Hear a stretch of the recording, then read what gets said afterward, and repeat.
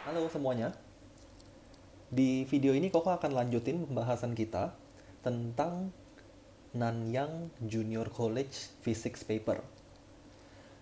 Di video yang lalu Koko sudah bahas dari nomor 1 sampai nomor 10. Bagi yang belum nonton, kalian bisa lihat description. Koko sudah taruh linknya di sana, kalian tinggal klik dan nonton pembahasan sebelumnya. Nah, di video kali ini kita akan lanjutin dari nomor 11 sampai nomor 20. Kita langsung aja lihat ke nomor 11. Nomor 11 soalnya bilang, a uniform plank of length L is supported by initially equal forces of 120 Newton at X and Y. Jadi kita punya suatu batangnya uniform. Uniform ini memberikan kita informasi bahwa weight-nya persis di tengah-tengah. Jadi kalau Koko gambar dulu weight-nya, dia persis di tengah-tengah. Kemudian batang ini disupport oleh dua buah gaya di titik 120, di titik X dan Y sebesar 120 Newton. Kalian bisa lihat gambar, segitiga kecil di sana itulah dia punya support. Support itu semacam tumpuan. Kemudian dia bilang, if the forces at X, jika gaya pada X sekarang dipindahkan ke Z, artinya supportnya nanti dipindahin. Bentuk segitiga kecil itu nanti dipindahkan ke titik Z, berapakah besar gaya di titik Y? Nah, untuk selesai soal ini, Koko bisa cari dulu weight dari planknya berapa. Karena batangnya equilibrium, net force pasti equal to zero. Dengan kata lain, force yang ke atas ada di X 120 and at Y 120 juga, must be equal to weight. Jadi weight of the plank kita tahu, 240 Newton. Nah, setelah weight-nya kita tahu, sekarang kita akan pindahkan. Kita akan pindahkan support X to the point Z. Jadi di sini udah hilang support X-nya. Sekarang ada di point Z. Nah, karena supportnya berpindah posisi, otomatis force exerted by the support on the plank pasti berubah juga. Jadi di sini aku kasih nama F aja misalnya, ini pasti bukan lagi 120, tapi kita nggak tahu besarnya berapa. Dengan demikian, at point Y, ini juga pasti bukan 120 lagi. Besarnya pasti berubah. Nah, yang kita mau cari adalah force at Y. Koko bisa cari force at Y dengan mengambil um, moment of force di titik Z. Jadi, karena batangnya equilibrium, sum of moment of force at point Z ini harus tetap equal to zero. Sigma torsi akan sama dengan 0 di titik Z. Kalian bisa lihat dari kita punya arrangement, weight akan menghasilkan torsi yang arahnya clockwise. Weight ini clockwise. Sedangkan Fy ini pasti anti-clockwise. About point Z. Dengan kata lain, torsi akibat weight clockwise must be equal to torsi akibat Fy anti-clockwise. Torsi dari weight itu berapa? Kita bisa dapat. Torsi itu atau moment of force itu adalah force dikali distance. Distance from weight to point Z itu adalah L over 4. Karena dia di tengah-tengah ya, weight itu di tengah-tengah. Jadi ini pasti L over 4. Di sini L over 2. Jadi weight times L over 4 must be equal to Fy times distance from Fy to Z. Itu adalah L over 2 plus L over 4. Weight-nya kita tahu 240 times L over 4 equals to Fy, kita mau cari ini, times 3L over 4. L over 4-nya bisa di cancels out, kita dapat Fy. Atau aku tulis dulu, 240 equal to 3Fy, then Fy equals to 80 Newton. Jadi jawaban kita yang C. Aku lanjut lagi ke nomor 12.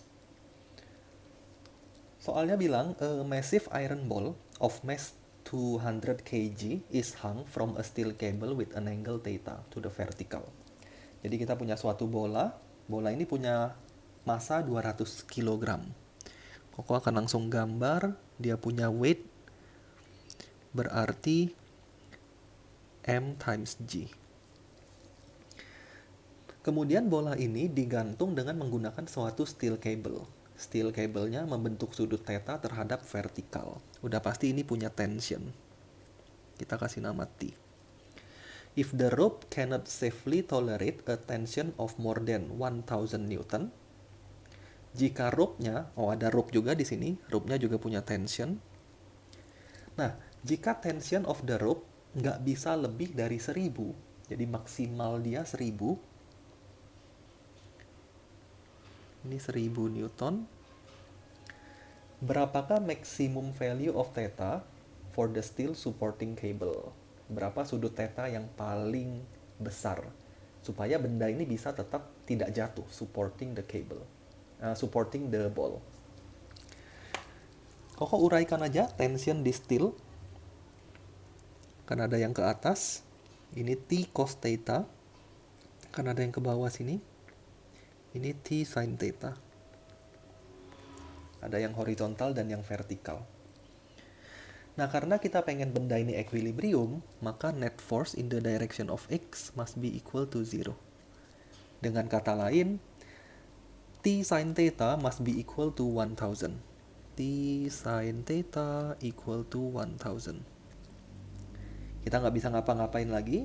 Sekarang lihat net force atau resultant force in vertical direction. Ini juga must be equal to 0. Dari gambar, kalian lihat free body diagramnya ya. Gaya yang ke atas yaitu T cos theta must be equal to mg. Kita mau cari theta-nya berapa? Koko bisa bagikan aja dua expression ini untuk mengeliminasi T-nya. Jadi expression pertama kita divide dengan expression kedua. Kita akan dapat T sin theta over T cos theta equals to 1000 over M times G. Nah, T-nya bisa ke cancel, kita akan dapat di sini tan theta equal to 1000 divided by mass 200. G jangan pakai 10 ya, tapi 9.81. Dari sini koko bisa dapat theta-nya. Tan inverse dari 1000 divided by 200 times 9.81. Kalkulatorin aja, kita akan langsung dapat nilai dari theta-nya. Tan inverse 1000 kali 200 times 9.81. Kalau koko hitung, kita akan dapat 27 degree. Jawabannya yang B. Lanjut lagi ke nomor 13. Nomor 13 soalnya bilang sebuah box on a rough horizontal surface, ada di permukaan kasar, is just about to move. Hampir bergerak, tapi belum. Berarti nanti semua gayanya akan persis 0. Maksud koko resultan gayanya persis 0. When subjected to a force F applied at an angle theta to the horizontal as shown in the figure below. Jadi, balok itu akan tepat bergerak saat kita berikan gaya F yang membentuk sudut theta terhadap horizontal. Seperti pada gambar yang kalian bisa lihat di sana. If the frictional force between the box and the surface is F, dia udah kasih tahu frictional force-nya. The weight of the box is W. The normal contact force is N. Which of the following are the correct equation for the forces considered in the vertical and horizontal direction? Karena tepat akan bergerak, maka net force-nya masih equal to 0 atau tepat equal to 0. Koko akan uraikan dulu F-nya. 1 ke sini. Karena horizontal force ini adjacent dari sudut theta, maka dia F cos theta. Kemudian ada yang ke atas, vertically. Yang vertical ini opposite dari sudut theta. Tadi adjacent ya, tadi adjacent, sekarang opposite. Opposite itu sin theta. Nah, tinggal bikin aja dia punya resultan gaya. Koko lihat yang X dulu equal to 0. Yang X cuman ada 2 di sini, yaitu F cos dan frictional force. Jadi otomatis F cos theta must be equal to frictional force. Dari pilihan, kemungkinan kita cuman yang A atau B. Sekarang untuk memastikan jawaban yang benar, lihat ke vertical direction. All forces directed upward, yaitu F sin dan normal. F sin theta plus normal must be equal to the forces directed downward, which is weight. Dari option yang benar yang A. Itu jawaban kita. 14. In which situation could the pair of the forces applied to the rigid object produce a couple? Couple ini adalah suatu kondisi di mana batang kita atau kita punya objek akan bergerak rotational. Itu couple. Jadi couple ini istilahnya untuk rotational motion. Rotational motion. Jadi dia geraknya berputar. Tidak bergerak secara linear, hanya berputar. Kok lengkapin lagi, rotational motion without linear movement. Nah, kalau kalian teliti, sudah pasti kelihatan ya, jawaban yang benar yang mana. Yang A, dia akan bergerak linear ke atas, karena ditarik semuanya. Batang kita ditarik ke atas. Otomatis ini pasti linear movement ke atas. Jadi jawaban kita bukan yang A. Begitu juga dengan yang B. Yang B juga pasti salah, karena untuk yang B, dia tidak akan berputar.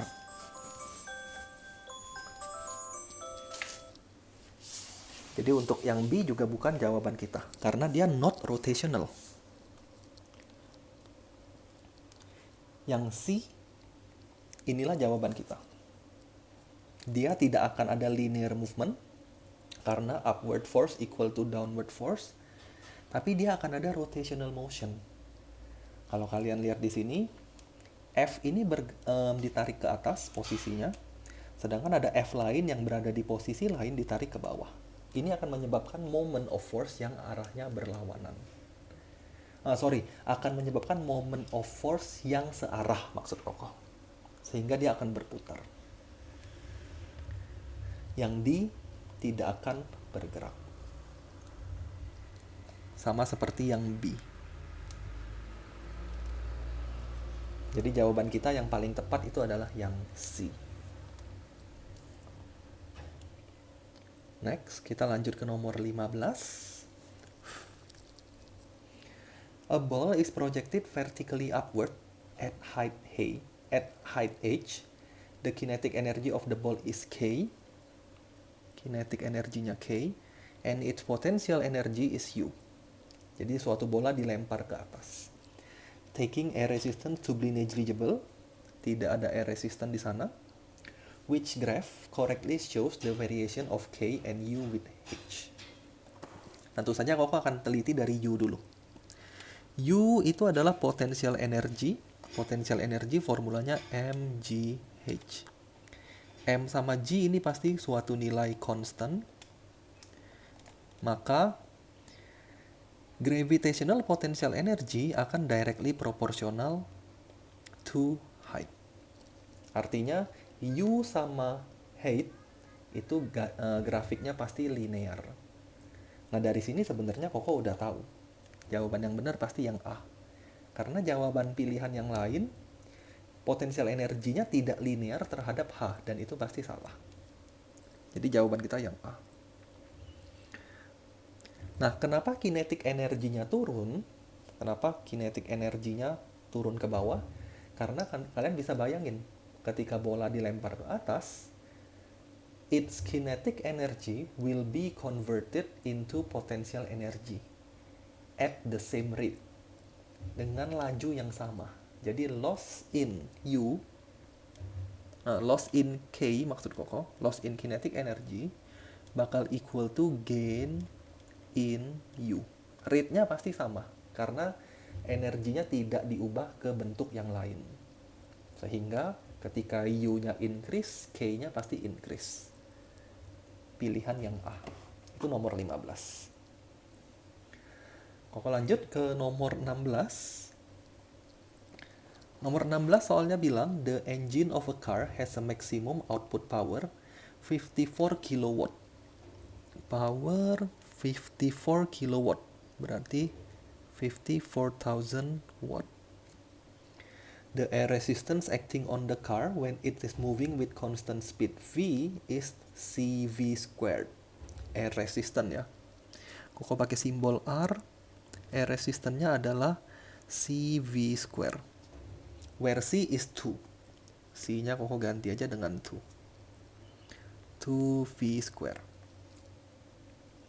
What is the maximum speed that can be achieved by the car on the level road?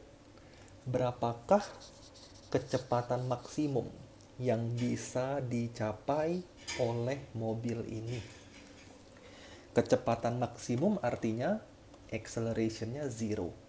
Kalian bisa bayangin ketika kalian sudah bergerak dengan kecepatan maksimum, maka nggak bisa lagi dipercepat. Artinya acceleration-nya pasti 0. Jadi maximum speed di sini artinya acceleration-nya 0. Ketika acceleration-nya 0, maka forward force, bayangin ini mobil, ada forward force, ada resistance. Ketika acceleration-nya 0, maka forward force pasti sama dengan resistance atau resistive force. Jadi forward force-nya adalah 2V square. Nah, forward force dihasilkan oleh siapa? Karena kita ngomongin mobil yang punya power, maka forward force itu pasti dihasilkan oleh powernya mobil ini. Ingat-ingat lagi formula dari power. Work done over time. Work done itu adalah force times distance over time. Distance over time ini adalah speed. F times V. Jadi power equals to force times speed. Kita bisa dapat pasti value-nya. Koko tinggal masukin ya. Powernya 54,000 equals to forward force-nya 2V square times V lagi. Jadi 54,000 equals to 3V cube. Dengan kata lain, kalkulator aja V-nya 54.000 dibagi 3, kemudian diakar pangkat 3. Nah, kalau kalian hitung, kalian akan dapat 26,2. Tapi jawabannya nggak ada. Tunggu ya, Koko ada salah di mana? Oh, ini 2 ya. Ini bukan 3 tapi 2. Ini 2 ya. Kok jadi 3 ya bisa? Berarti 54.000 bagi 2, terus akar pangkat 3. Nah, kita dapat 30 meter per detik. Jawabannya yang C. Next, lanjut lagi ke nomor 17. Nomor 17 soalnya bilang, a wire, suatu kawat, is stretched, ditarik, elastically by a force 200 Newton. Ditarik dengan gaya 200 Newton. Menyebabkan pertambahan panjang sebesar 4 mm. The force is then steadily increased to 250 Newton. Force-nya sekarang ditingkatkan secara steady, artinya ditingkatkan perlahan-lahan, peningkatannya konstan menjadi 250 Newton. Such that the wire still behave elastically. Sehingga atau di mana wire-nya masih behave, masih punya sifat elastis. Pertanyaan dia, how much extra work is done in producing the additional extension? Berapakah extra work done, berapakah work done tambahan yang dibutuhkan untuk menghasilkan additional extension itu, untuk menghasilkan pertambahan panjang itu. Koko hitung dulu kondisi pertama dia, ketika ada force 200 Newton, extensionnya 4 mm. Kita hitung dulu work done-nya. Work done untuk wire, ingat-ingat ya formulanya, half kx squared. Setengah kali spring constant atau wire constant times extension. Biasa disimbolin E square. Half ke square. Force sendiri itu adalah spring constant times extension. Kalau kalian lihat formulanya, Koko bisa tahu work done adalah half F times E. Dengan kata lain, Koko bisa dapat half times F 200 times extension. Jangan lupa jadiin meter ya. Kalau dihitung, ini 4/10 atau 0,4 joule. Jadi mula-mula kita perlu usaha sebesar 0,4 joule. Sekarang kita punya force akan ditingkatkan menjadi 250. Ketika force-nya ditingkatkan jadi 250, cari dulu extension-nya. Berapa extension dari kita punya wire? Kok harus cari spring constant-nya dulu dari kondisi pertama. Pakai formula ini ya, F equals to KE, F-nya 200 equals to K times 4/1000. Kita nanti dapat K-nya. K-nya adalah 50,000 Newton per meter. Nah, setelah kita dapat K-nya, kita bisa cari extension untuk 250 Newton.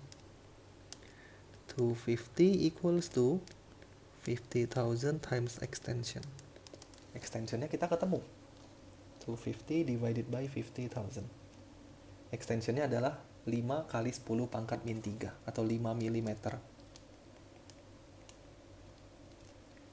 Nah, dengan extension yang baru, berapa work done-nya? Formulanya tadi udah ada di sini. Half F, F kita adalah 250 times extension. Extensionnya adalah 5/1000. Hitung-hitung sebentar, kita akan dapat jawabannya. 2 kali 250 kali 5 dibagi dengan 1000. Koko dapat 2,5 setengah. Oh, salah hitung ya. 250 kali 5 bagi 2000. Salah hitung tadi. 0,625. 0,625 joule. Jadi mula-mula kita perlu work done sebesar 0,4 joule. At the end kita perlu work done sebesar 0,625 joule. Dengan kata lain, additional extra work done-nya berapa? Ya kita bisa tahu. Ekstranya adalah tinggal dikurang aja, 0,225 joule. Jawabannya yang A. Nah, ini untuk nomor 17. Next, kita ke nomor 18. Nomor 18 soalnya bilang, a pendulum box, sebuah bandul, berada di ujung suatu string, which is fixed at O, yang digantung di titik O. Bandul kita move in horizontal circle on the inside of a cone, as shown. Jadi bandul kita itu bergerak dengan lintasan lingkaran. Lingkarannya horizontal di dalam sebuah cone. If the tension in the string is T, kita mulai gambar, tensionnya itu adalah T, and the normal contact force by the cone is R. Normal contact force-nya R. Normal contact force itu always perpendicular to the surface. Kalau gambar itu di sini. Ini adalah R. Which of the following give the centripetal force on the bob? Expression yang mana, bentuk yang mana yang menggambarkan centripetal force? Ingat-ingat, centripetal force ini adalah semua gaya yang mengarah ke pusat lingkaran. Kalau Koko tulis forces that is directed to the center of circle. Jadi yang kita harus lakukan pertama kali adalah menguraikan gaya ke arah horizontal atau ke arah pusat dari lingkaran. Pusat lingkaran di mana? Ada di sini. Nah, lihat dulu tension. Tension ini sudutnya alfa di sana. Kalau Koko pindahin alfanya akan ada di bagian sini. Nah, itu alfanya. Yang kita mau cari adalah yang ini. Kecil di sana ya. Kalian gambar ulang dengan lebih gede juga boleh. Koko langsung gambar di sana aja. Nah, force yang kita mau cari, yang horizontal, Koko gambar di sana, itu adalah opposite-nya alpha. Opposite-nya alpha, maka kita akan pakai sin. Koko kasih nama Tx ya. Itu Tx. Jadi Tx itu adalah T sin alpha. Karena posisinya ada di opposite-nya alpha. Kalau kalian lihat lagi di sini juga alpha nih. Kemudian yang kedua, kita tinggal cari komponen R yang mengarah ke center of the circle. Kalau Koko gambar di sana langsung itu yang ini. Nah, Rx. Untuk tahu Rx, kita perlu tahu dulu informasi sudut. Sudutnya beta. Ini Koko hapus dulu supaya kita punya space sedikit. Lihat yang warna merah, kalau di sana beta, maka di sini ini adalah 90 kurang beta. Kemudian angle yang ini, ikutin Koko punya gambar perlahan-lahan ya bagi yang bingung. Ini juga 90 kurang beta. Dengan kata lain, karena antara surface dengan R perpendicular, maka sudut ini adalah beta. Nah, Rx itu adalah adjacent-nya beta, sampingnya beta. Karena dia sampingnya beta, kita pakai cos. Opposite-nya kita pakai sin. Jadi kalau mau cari suatu sisi yang di depan sudut, kita pakai sin. Kalau mau cari yang di samping, kita pakai cos. Rx ini adalah R cos beta. Nah, baik Rx maupun Tx itu semuanya mengarah ke pusat. Karena semuanya mengarah ke pusat, maka kita tambahkan untuk mencari centripetal force.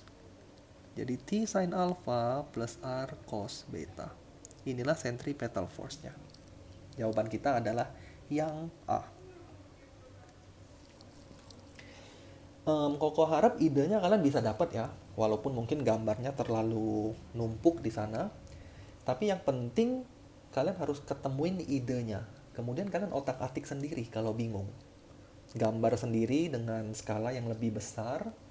Kemudian tentukan sendiri Rx and Tx-nya berapa. Kita lanjut lagi ke nomor 19. Soalnya bilang, a geostationary satellite orbits at an altitude of 35,400 km above the surface of the Earth. Given that the radius of the Earth is 6,400 km, what are its angular speed and centripetal acceleration? Kalian harus tahu dulu pengertian dari geostationary satellite. Geostationary satellite itu adalah suatu satelit yang mengorbit, yang posisinya selalu di atas suatu fixed point on the Earth. Karena posisinya selalu di atas suatu fixed point, maka periode dari geostationary satellite akan sama dengan periode dari rotasi bumi. Jadi info itu nggak dikasih tahu di sini, tapi kalian harus tahu. Jadi periods of satellite itu sama dengan periods dari rotasi bumi, yaitu 24 hour. Ubah dulu menjadi second, 24 jam kali 60 menit kali 60 detik. Ini adalah periode dari satelit itu. 86400 second. Nah, yang dia tanya adalah angular speed. Angular speed itu adalah omega. Omega bisa dihitung dengan cara 2pi per periode. Langsung hitung aja, langsung ketemu nanti omeganya.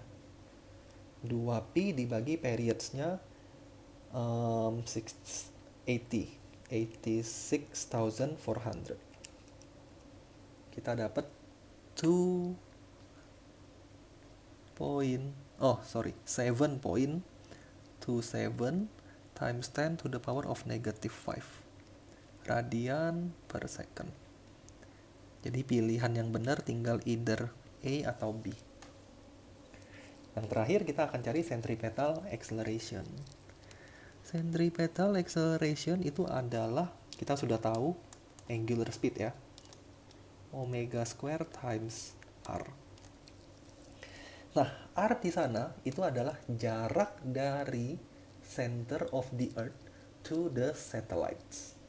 Bukan altitude, bukan yang 35.800, tapi dari pusat bumi ke satelit. Jadi harus ditambahkan dengan radius bumi.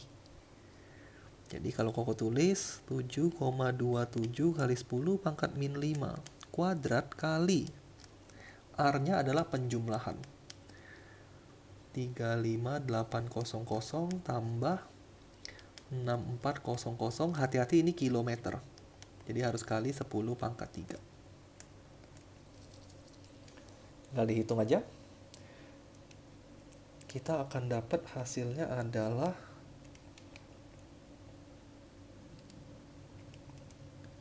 10 pangkat 3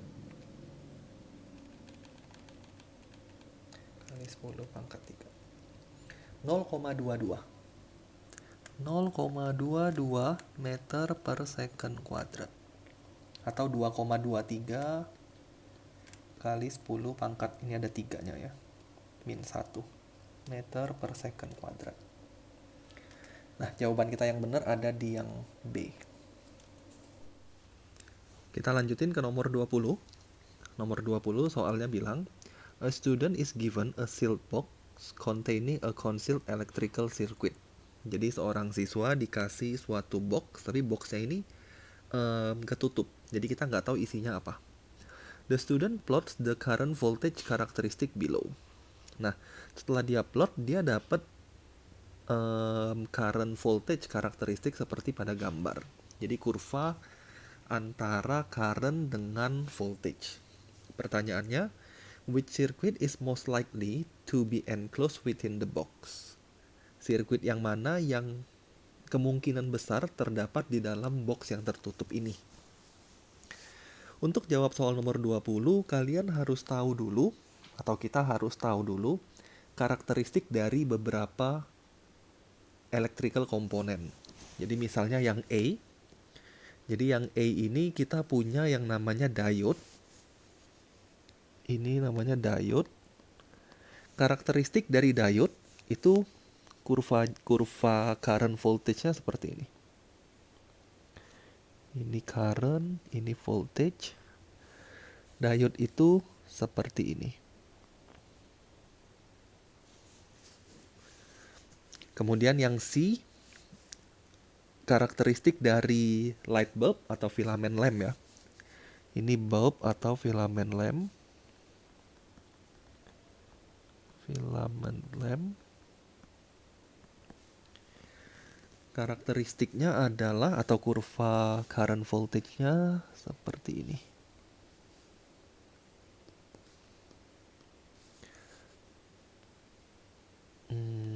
Dia kayak gini. Nah, jadi dengan mengetahui beberapa kurva dasar, sebenarnya ada beberapa lagi sih. Ada termistor, ada resistor, dan lain-lain. Tapi untuk soal ini ya Koko bahas hanya 2 ini dulu aja. Nah, dari Karakteristik current voltage, jawabannya pasti bukan yang A, bukan yang C. Kenapa bukan yang A, bukan yang C? Karena pada saat voltage-nya negatif, ada di bagian sini, dia nggak turun terus seperti diode. Jadi dia berhenti sampai di sini, nggak turun seperti diode. Jadi jawabannya bukan pasti yang A. Yang C udah jelas bukan, yang jelas juga bukan yang C, bukan filament lamp. Karena kurvanya jauh berbeda. Nah, dari pilihan sisanya B sama D, Koko akan jawab yang benar adalah yang B. Jadi, kurva tersebut merupakan gabungan antara diode dengan resistor. Jadi saat voltage-nya negatif, voltage negatif ini kita sebut kondisi reverse bias di suatu diode, current nggak akan bisa lewat ke diode. Current akan lewat melalui resistor. Karakteristik resistor, kalau Koko gambarin sekalian, karakteristik dari resistor itu straight line. Ini untuk ohmic resistor. IV-nya straight line. Nah, jadi kalian bisa lihat di sana, pada saat voltage-nya negatif atau kondisi reverse bias, current nggak bisa flow through diode. Current akan memilih flow ke resistor. Makanya di sini dia straight line pada saat negatif. Tapi pada saat kondisi forward bias, ini kondisi forward bias ya. Forward bias. Pada saat kondisi forward bias, current akan flow melalui diode itu, sehingga kurvanya sama seperti karakteristik IV of the diode. Jadi jawaban atau pilihan yang paling tepat itu yang C.